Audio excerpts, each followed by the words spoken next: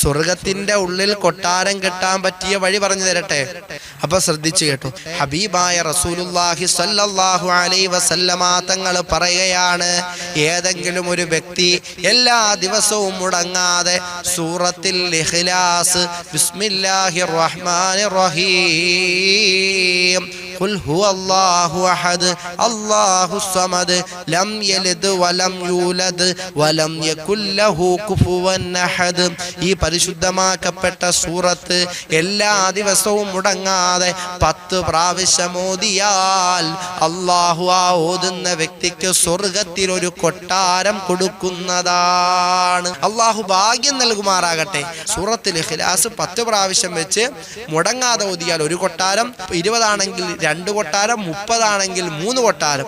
മുടങ്ങാതെ 12 റക്അത്ത് ദുഹാ നമസ്കാരം നമസ്കരിച്ചാലോ സ്വർണത്തിനാലുള്ള കൊട്ടാരം സ്വർഗത്തിൽ